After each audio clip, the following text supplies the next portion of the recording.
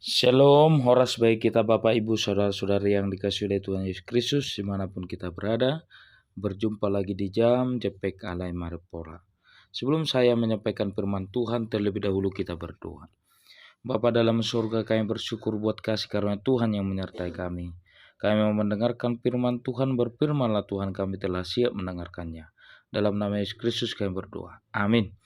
Saudara-saudari yang dikasihi oleh Tuhan Yesus Kristus, firman Tuhan yang ditetapkan untuk kita pada hari ini tertulis dalam Yeremia pasal 22 ayat yang ke-29, demikian bunyi firman Tuhan. Hai negeri, negeri, negeri, dengarkanlah firman Tuhan. Demikian bunyi firman Tuhan. Diberitakan seorang remaja putri yang mau pergi berpesta dan diantar ibunya ke dalam mobil. Ketika berada dalam mobil, ibunya berkata, "Tuhan besertamu nak," katanya. Dan apa jawaban daripada si anak ini? "Tuhan berada di mana nanti? Karena kami sudah penuh. Dia hanya bisa ikut kalau dia berada di bagasi mobil," katanya. Dan setelah mobilnya pergi, ternyata terdengarlah berita bahwa mobilnya itu mengalami kecelakaan. Dan ibunya mendengar berita kecelakaan daripada putrinya. Saudara-saudari yang dikasihi oleh Tuhan Yesus Kristus, apa yang mau kita dengarkan dari berita tersebut, yaitu bahwa terkadang kita mengabaikan doa dan nasihat daripada orang tua. Demikian halnya juga dengan firman Tuhan pada saat ini, di mana beberapa raja yang tidak mau mendengarkan firman Tuhan dan perkataan Tuhan. Ada dikatakan di sini, ada Raja Salum, ada juga Raja Yehuda, ada juga Raja Yoyakim, dan juga ada Raja Konya yang tidak mau mendengarkan firman Tuhan, perkataan Tuhan. Kalau kita melihat dalam ayat 21 dikatakan, "Aku telah berbicara kepadamu selagi engkau sentosa. Tetapi engkau berkata, aku tidak mau mendengarkan. Itulah tingkah lakumu dari sejak masa mudamu."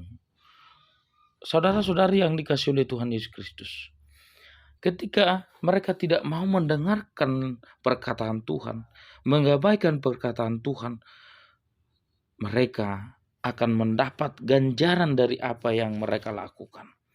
Kalau kita melihat, dikatakan dalam firman Tuhan ini, ayat 30, "Catatlah orang ini sebagai orang yang tak punya anak, sebagai laki-laki yang tidak pernah berhasil dalam hidupnya.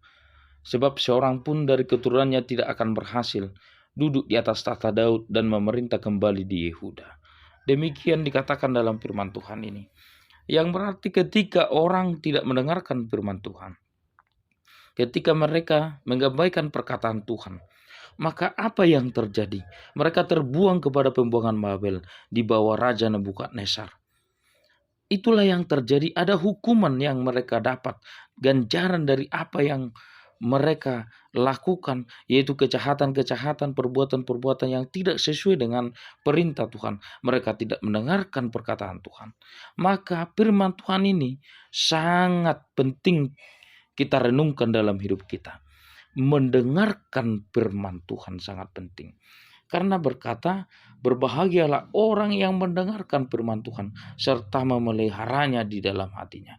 Sangat berbahagia.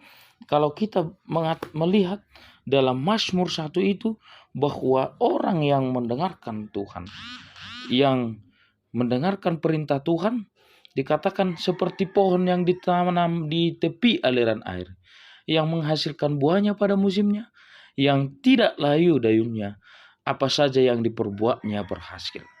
Ketika orang mendengarkan perintah Tuhan, maka dia seperti pohon yang ditanam di tepi aliran air, yang menghasilkan buahnya dan daunnya tidak pernah layu.